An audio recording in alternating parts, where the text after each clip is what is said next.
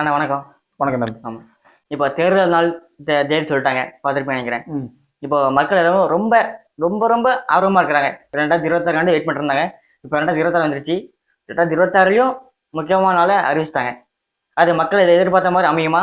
அண்ணனோட கருத்து கணிப்பு என்னது? அதை பற்றி கொஞ்சம் நம்ம ஏக என்ற சென்னை சொல்லியிருக்கேன். மக்கள் என்ன எதிர்பார்க்காங்க? ஒரு மாற்றம், ஒரு புதிய தலைவன் ஒன்று, அத மாதிரி எதிர்பார்க்கறாங்க. மக்கள் எதிர்பார்க்கறாங்களா இல்ல நீங்க எதிர்பார்க்கீங்களா? நம்மளும் மக்கள் ஒருத்தன் தான். மக்களுக்காக தான் நம்ம பேசிட்டு இருக்கோம். ஆட்சி மாற்றம் உண்டு, ஆனா நீங்க எதிர்பார்க்கிற ஆட்சி மாற்றம் உண்டா அப்படிங்கிறது கேள்விக்குறி. சரி, ஓகே. என்ன பண்ணலாம், யாருக்கான மாற்று வழி என்னன்னு சொல்லுங்க. யாருமே கட்சி ஆரம்பிச்ச உடனே ஒரு 2 வருஷம் 3 வருஷத்துல கட்சி ஆரம்பிச்ச உடனே அவங்களோட கொள்கையை எதிர்பார்த்தோ கோட்பாட்டை பார்த்தோ யாருக்குமே இது வரைக்கும் ஜெயிக்கல.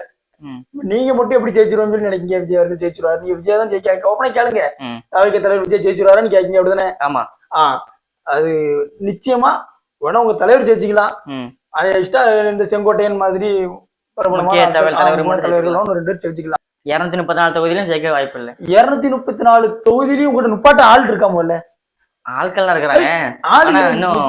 சரி, ஆள் இருக்காங்க தம்பி, உங்களை ஒரு ஆள் தொகுதி நுப்பாட்டம் நுப்பாட்டலாம். செலவழிக்கிற மாதிரி தொகுதிக்கு செலவழிச்சு தேர்தல் நடத்துறதுக்கான ஆட்கள் இருக்காங்களா? உங்ககிட்ட அந்த மாதிரி செலவு பண்றது அளவுக்கு ஆள் யாரு இருக்கா? 234 தொகுதியில உங்ககிட்ட ஆள் இருக்குங்களா? உங்ககிட்ட பூரா ரசிகர்கள் தான் இருக்காங்க. அரசியல்வாதி யாரு இருக்கா செலவழிச்சு? அப்படி சொல்ல வரீங்க, கொஞ்சம் யோசிச்சு. தாவை கேட்ட அரசியல்வாதின்னு யாரு இருக்கா சொல்லுங்க.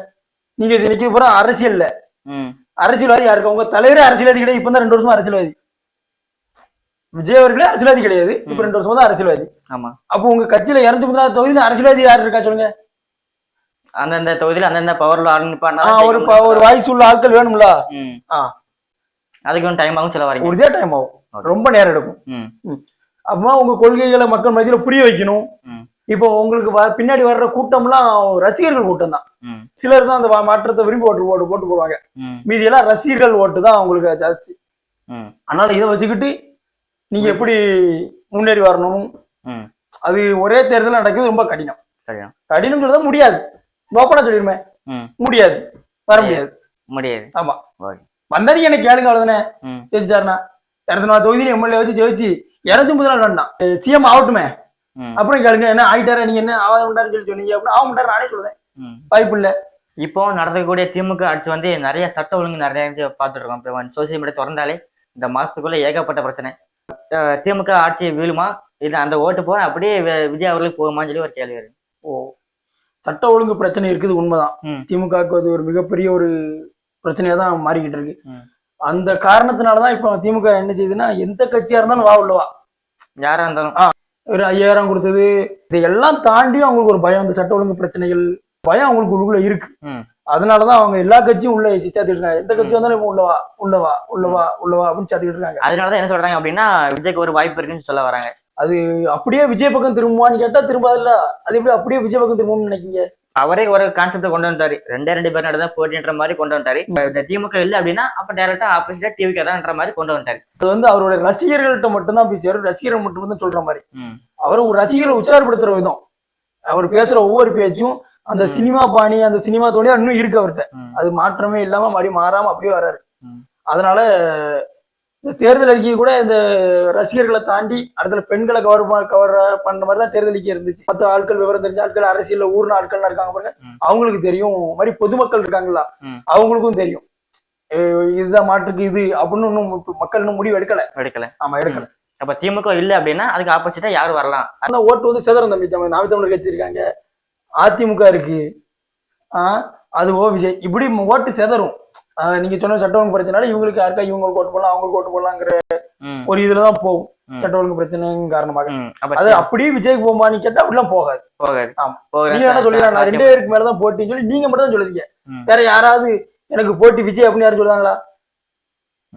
நீங்க சொல்ற அந்த உயர்ந்து வர கட்சி திமுக கட்சியோ இல்ல அதிமுகவோ யாராவது எனக்கு போட்டி விஜய் அவர்கள் தான் அப்படின்னு யாராவது சொல்லுவாங்களா? ஏன்னா விஜய் அவர்கள் இன்னும் ஆட்சி அமைக்கல. ஆட்சி நம்ம எதை எதிர்க்குமே தவிர ஆட்சி இல்லாத கட்சி நம்ம எதை அவங்க லெவலுக்குள்ளதான் எதிர்ப்பாங்க. நீங்க திமுக எதிர்க்கீங்கன்னா உங்களோட பெரிய லெவல், அது எந்த மாற்றமும் இல்ல.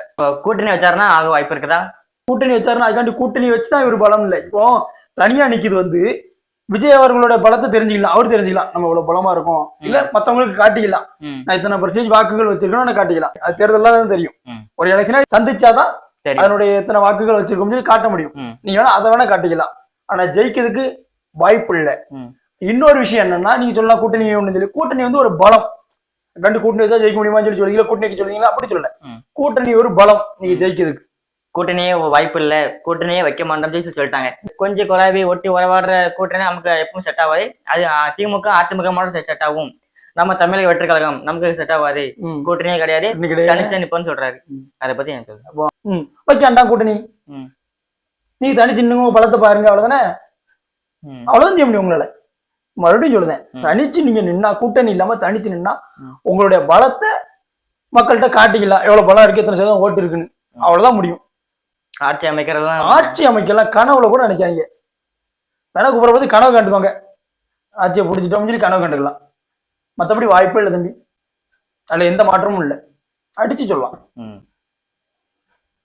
அத என்னன்னா, ஒரு விஷயத்த தெரிஞ்சுக்கோங்க, தேர்தலுங்கிறது இன்னைக்கு நினைக்கிற மாதிரி இல்லை. எலெக்ஷன் நம்ம நினைக்கிறது எதுவுமே நடக்காது. ம் நம்ம ஒரு கட்சி ஜெயிக்குன்னு நினைச்சிருப்போம், ஆனா அப்படிலாம் நடக்காது. அது வேற ஒண்ணு நடக்கும். அந்த மாதிரி நீங்க வேணா நினைச்சுக்கலாம், நீங்க ஜெயிக்கலாம் சொல்லலாம். நீங்க சொல்றது வந்து நாங்க யாருமே கூட்டணி இல்ல, நாங்க தனிச்சு நிற்போம் சொல்லி உங்க ரசிகர்களை ஒரு ஊக்குவிக்கிறதுக்காக நீங்க சொல்லிக்கலாம், நாங்க ஆட்சியை பிடிப்போம், அதிகாரத்தை பிடிப்போம் அப்படின்னு சொல்லி. ஆனா அது நடக்காது.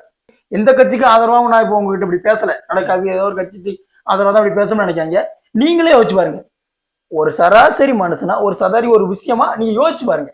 ஜெயிக்குமா ஜெயிக்காதங்கிற கேள்வி அப்புறம், எப்படி ஜெயிக்கும் அப்படிங்கிறத யோசிச்சு பாருங்க. ஜெயிச்சதுக்கு அப்புறம் வந்து கேட்பேன். ஜெயிக்கிறதுக்கு வந்து கேளுங்க, அவ்வளவுதான். நான் எங்க போறேன், இங்கதான் எங்கேயே சுத்திட்டு போறேன் எங்க ஊர்ல.